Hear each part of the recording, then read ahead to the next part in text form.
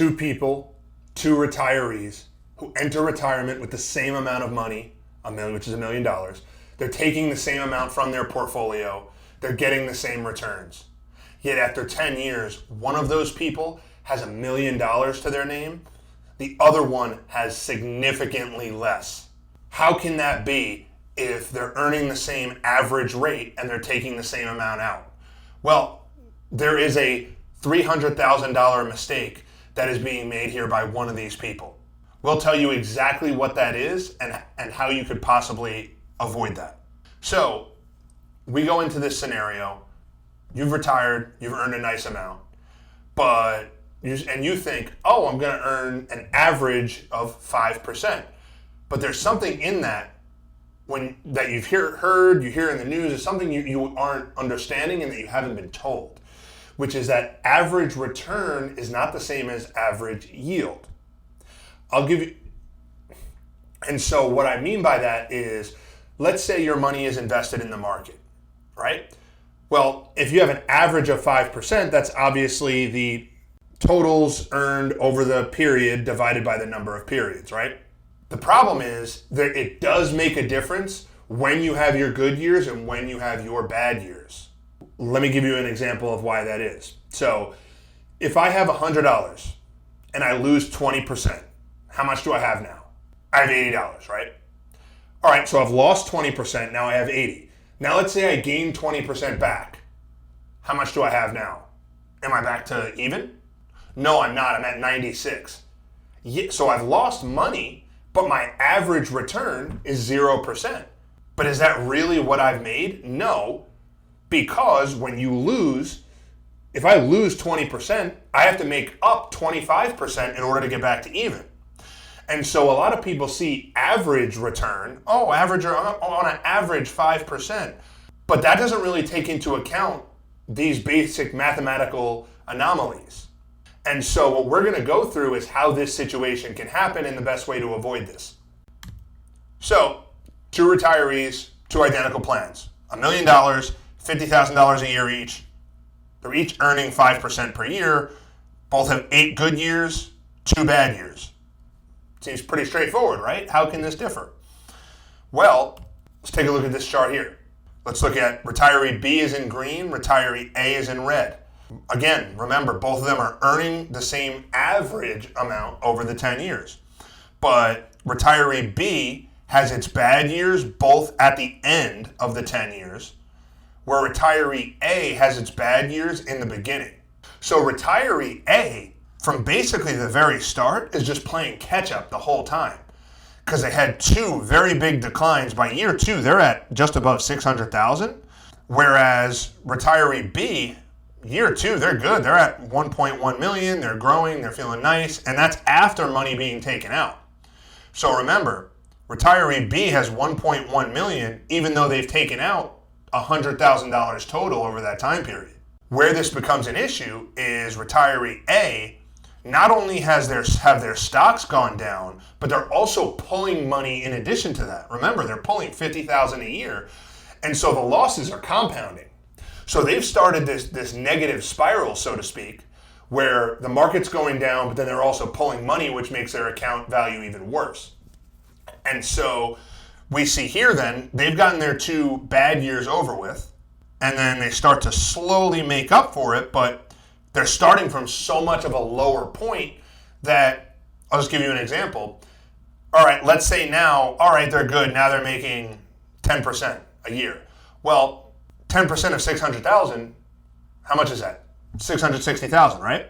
All right, well now, retiree B, they're at 1.1 million.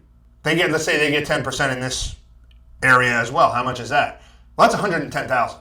So they're making nearly double the dollar amount while getting the same return. And so if you have this spiral, what happens is you end up chasing for potentially a very long period of time.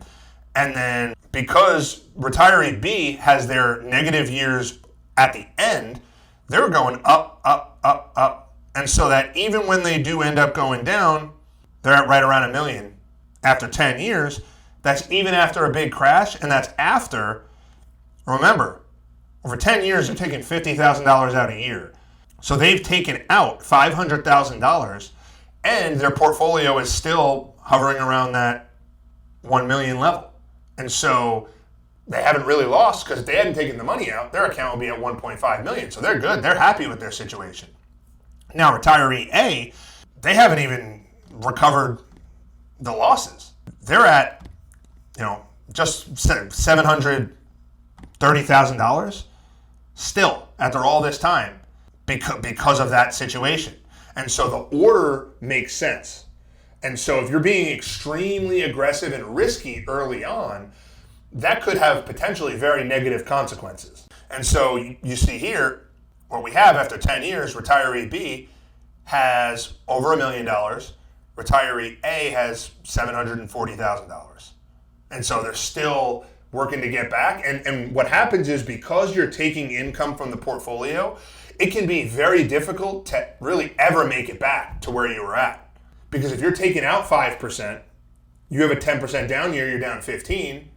Boom, you have another 10% down year, it's another 15 down, you're down 30% overall. But even the good years, even the year, the market, we made 10%. Well, no, you didn't. You took 5% out, so you only made 5%.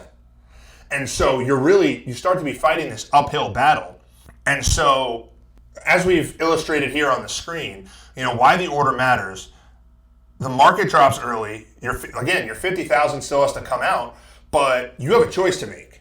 So when your portfolio goes down, what I always tell my clients is, when I'm talking to people who are thinking about coming on with us, is, all right, let's say your account goes down. You have two choices. You can take less money, so you have less income to live on, or you can take the same amount of money, but again, you're taking now a higher percentage from the portfolio, because instead of taking $50,000 from $1 million, which is 5%, you're taking $50,000 from out of an $800,000 account, which is a higher percentage. So now you're taking a higher percentage of your account to live on. Which one of those are good solutions? None of them, right? So this is where the problem comes in, because you're having to sell more shares just to get out that same amount of income. And so, you start to recover, but you have less shares of all the stocks. Instead of having 5,000 shares of stock XYZ, you now have 3,000 shares of stock XYZ. So even though the price of that stock is now recovering, going back up, you have less of that stock because of the way your portfolio was structured and how you achieve your income needs. And then the loss is locked in. That doesn't mean you can't make it back, some of it back, but you have less investments, because you're still pulling that money off of a smaller overall pot, but you're taking the same amount out. And it creates a really bad situation that we really want to avoid for anybody. And so realistically, the way to avoid this is to really understand your situation and understand your portfolio. Understand, okay, how much do I need?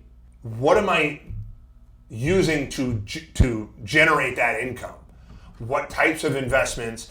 How am I inoculated against market declines and recessions, inflation, things of that sort, so that if the worst happens, I can achieve my same amount of income without having to go in and raid my portfolio?